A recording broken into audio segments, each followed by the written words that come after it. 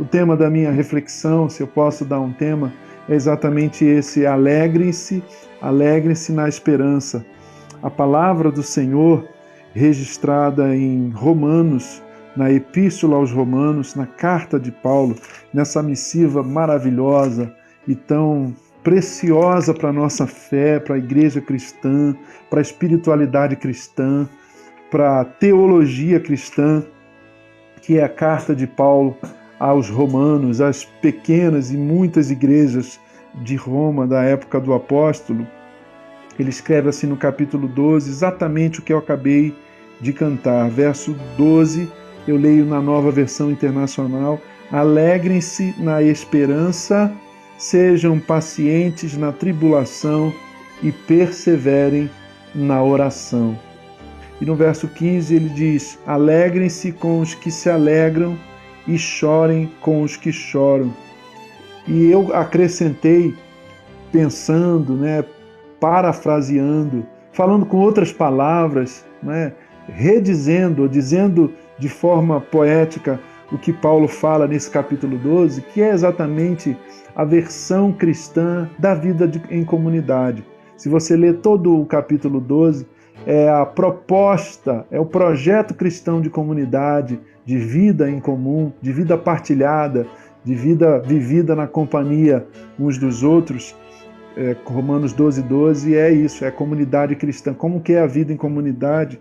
A partir desse evangelho vivo no nosso coração, a partir da pregação que Paulo faz em todos os 11 capítulos de Romanos, e quando chega no capítulo 12, ele começa dizendo: portanto, irmãos, vivam de acordo com o que eu falei para vocês agora, até agora. Paulo prega o evangelho nos primeiros 11 capítulos e ele termina com um louvor, com um poema de adoração litúrgico, uma doxologia, quando ele diz assim, lá nos últimos versos, verso 33 do capítulo 11, ele diz: ó profundidade da riqueza, da sabedoria e do conhecimento de Deus, quão insondáveis são os seus juízos, inescrutáveis os seus caminhos. Quem conheceu a mente do Senhor, ou quem foi o seu conselheiro? Quem primeiro lhe deu para que ele o recompense? Pois dele, por ele e para ele são todas as coisas. A ele seja a glória para sempre. Amém. Ele passa 11 capítulos, os primeiros 11 capítulos, o conteúdo que foi depois resumido ou registrado ou organizado em termos de capítulos, os primeiros 11 capítulos, ou o conteúdo que corresponde aos 11 capítulos de Romanos, primeiros 11 capítulos, depois de falar tudo isso, falar o que é o pecado, falar o que é a graça de Deus, a condição trágica do homem, ele termina o capítulo 11 com esse hino de louvor belíssimo, ó profundidade das riquezas, do conhecimento de Deus, e ele termina glorificando o Senhor, e vai para o capítulo 12 com essa palavrinha tão poderosa: portanto, irmãos, diante de tudo isso posto, vamos viver uma vida diferente. Vamos viver de acordo com o evangelho que professamos. Como é que é a vida de acordo com a boa notícia do evangelho da graça e do reino de Deus? E ele então trabalha isso no capítulo 12. Quando chega no verso 12, ele faz 3 afirmações que é bem típica do chamado paralelismo poético hebraico.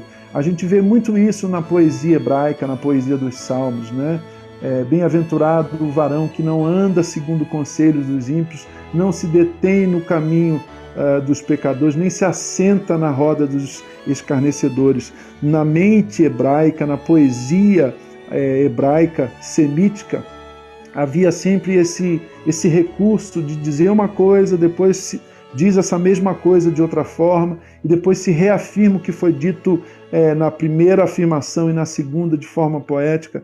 E Paulo faz isso no verso 12. Ele diz 3 coisas, queridos. Ele diz: alegrem-se na esperança. E como é que acontece isso que ele está afirmando? Ele diz: sejam pacientes na tribulação. E para que essas 2 primeiras afirmações aconteçam, ele diz: perseverem na oração. 3 afirmações de Paulo. Alegrem-se na esperança, sejam pacientes na tribulação e perseverem na oração. Na primeira afirmação, o apóstolo então diz que há uma alegria que é revelada na esperança, uma alegria que a esperança traz consigo, uma alegria que nos é presenteada, apresentada pela esperança.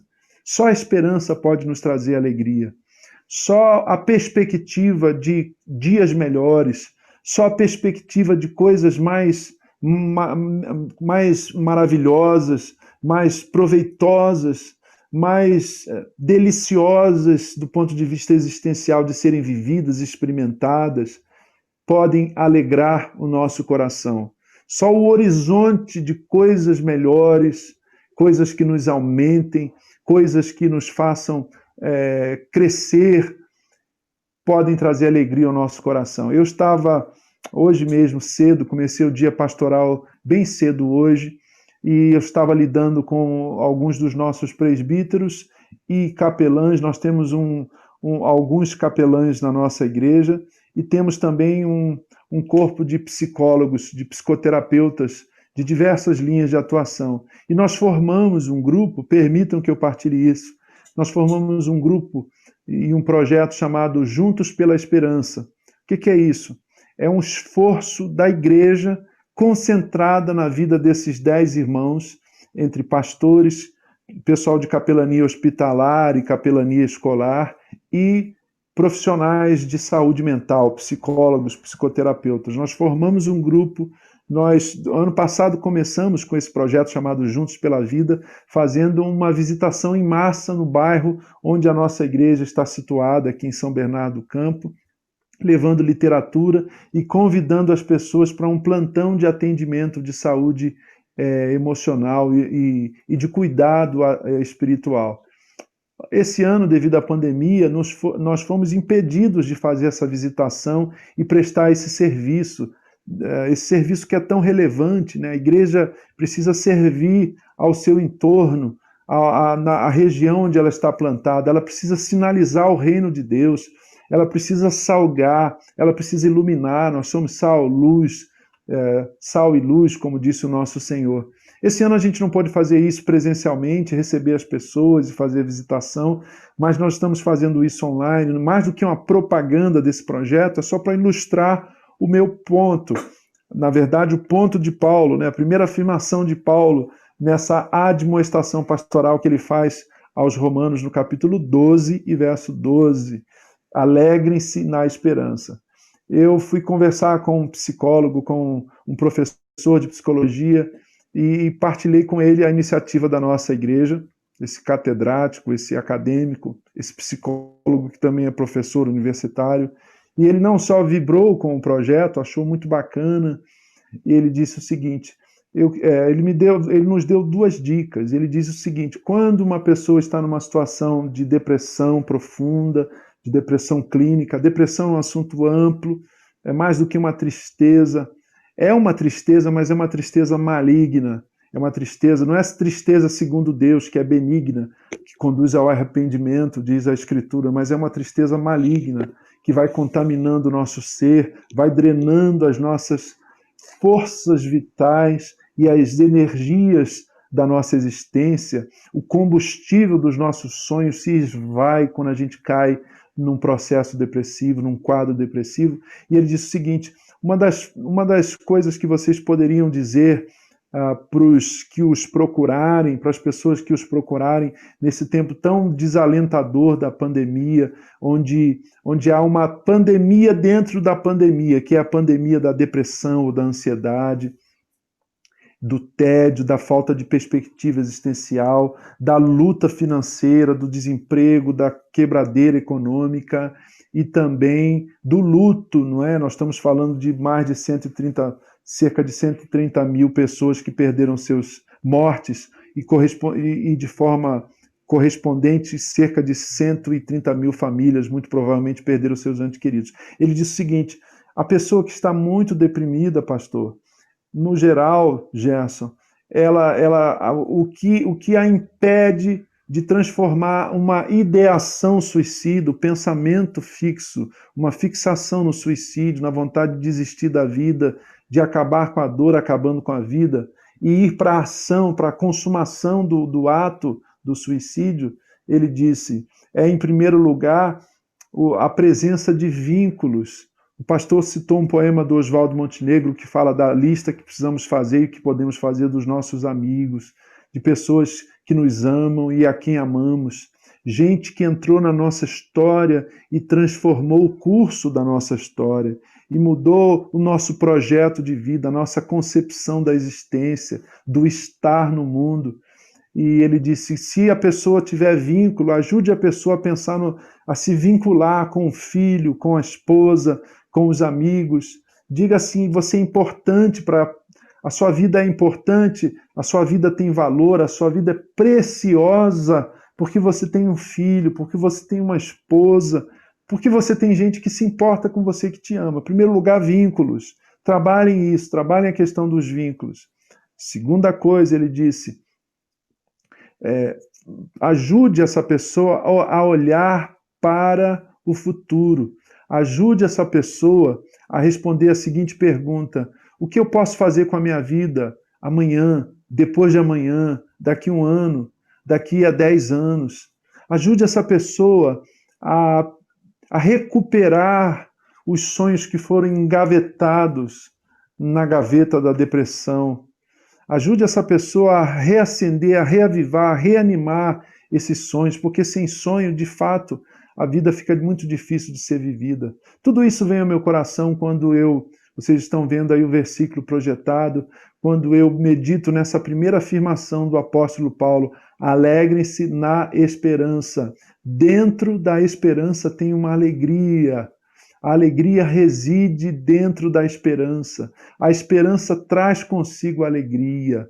Paulo então relaciona a alegria com a esperança. Essa é uma noite de esperança e eu oro, eu desejo que essa palavra toque o seu coração. Poderia ficar só nessa primeira afirmação, mas Paulo ainda diz mais 2 coisas. Ele diz, sejam pacientes na tribulação. Ele relaciona paciência e tribulação. Como é que a gente enfrenta o momento atribulado, um momento de luta e de luto, como eu acabei de dizer, um momento de desalento, um momento de desesperança como esse que estamos vivendo? Paulo diz, com paciência, lutando, sendo resiliente, como Viktor Frankl, um judeu que foi para os campos de concentração, especialmente Auschwitz, e a sua esposa foi morta. Esse homem sofreu muito e ele disse a si mesmo, eles podem roubar a minha liberdade, eles podem me roubar a minha saúde física, eles podem fazer o que quiserem com o meu corpo, mas eu não permitirei que eles sejam os senhores do meu interior. Eles não vão determinar como é que eu vou me sentir. Essa ideia da resiliência, essa ideia do enfrentamento da tribulação, porque a vida é atribulada. A vida, eu poderia dizer 3 coisas a respeito da vida, meus irmãos e minhas irmãs. A vida é dura. Por que a vida é dura? Porque a vida é difícil. A vida não é fácil. A vida é dura porque a vida é complicada. A vida não é simples viver. Não é simples ter família, não é simples ter carreira, não é simples exercer um ministério. A vida é incerta. A vida não é controlável. O Tiago diz na sua epístola, não faça muitos planos, diga se Deus permitir, se Deus quiser, isso vai se concretizar, porque a vida é incerta.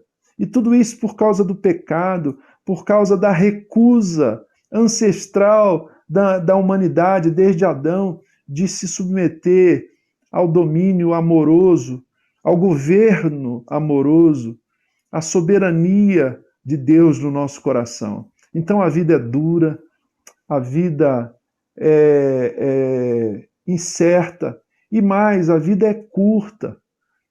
A gente parece que foi ontem que a gente era criança, que a gente era adolescente, de repente a gente acordou jovem, a gente cochilou e estava adulto, a gente deu mais um cochilo como eu e já estamos na meia idade, 51 anos, eu ainda me sinto jovem, eu sou muito jovem para ser chamado de velho, mas também já sei que sou bem velho para ser chamado de jovem, então eu estou vivendo a crise da meia-idade. Brincadeira, não tem crise, mas o reconhecimento de uma fase de transição, assim como a adolescência é uma fase de transição. Então a vida é dura, a vida é incerta, a vida é curta, a vida é atribulada. Jesus diz lá no Evangelho de João no meio daquela fala, daquela conversa que ele tem com os discípulos, antes da oração sacerdotal, ele diz: no mundo tereis aflições, no mundo tereis aflições, mas animem-se, eu venci o mundo, eu venci o mundo.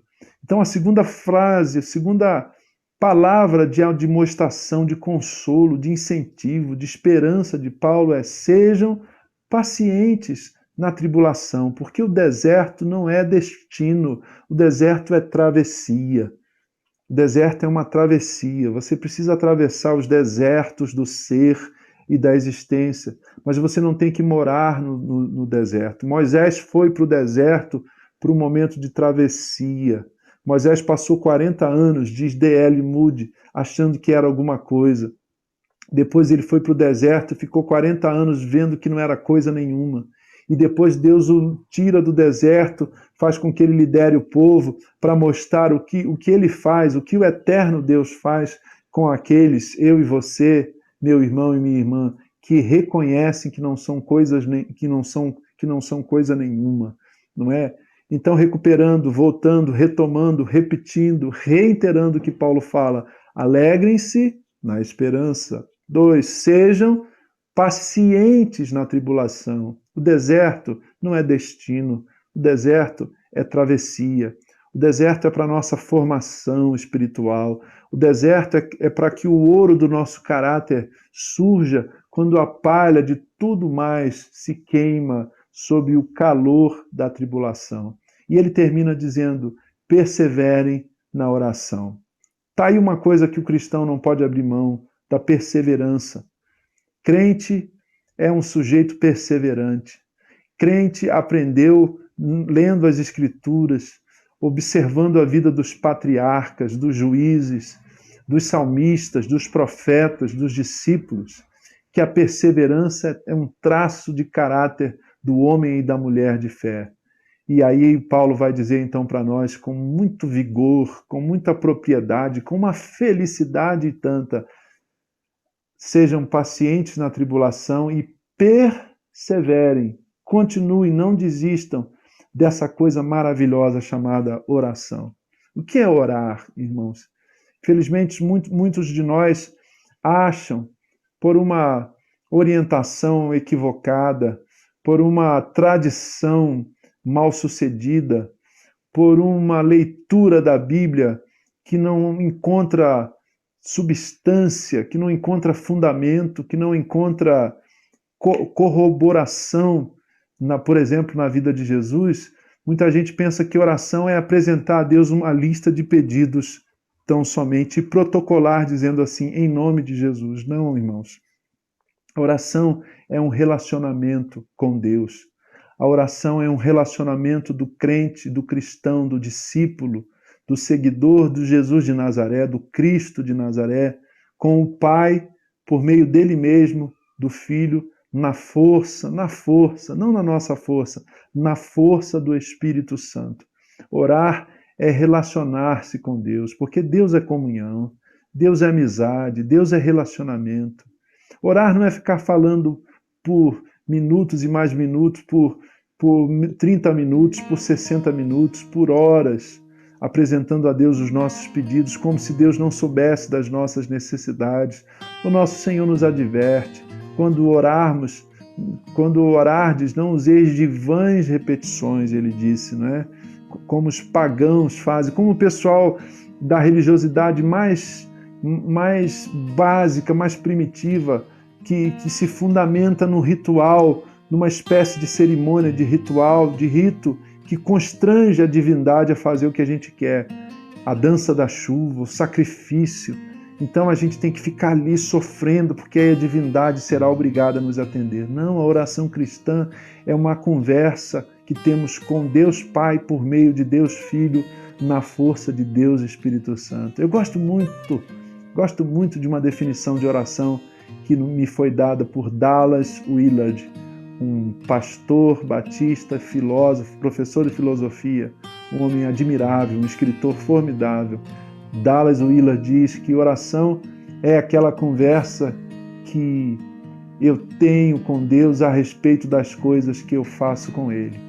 Orar é conversar com Deus a respeito de coisas que nós podemos fazer juntos, eu e Deus, você e Deus. Esse é um tempo difícil, esse é um tempo de desespero, é um tempo de desemprego, é um tempo de falência, é um tempo de luto, é um tempo de tristeza, para muitos um tempo de ansiedade, um tempo de depressão, mas para nós que cremos no Evangelho de Jesus e no Jesus de Evangelho, esse pode ser um tempo, e tem sido um tempo, de grande crescimento espiritual, de fortalecimento da nossa fé. Portanto, irmãos, essa é a minha palavra para vocês. Alegrem-se na esperança, sejam pacientes na tribulação e perseverem na oração. Amém. Que essa palavra cale fundo na sua alma, acalente o seu coração, abrace o seu espírito e te console em nome de Cristo Jesus. Obrigado, pastor.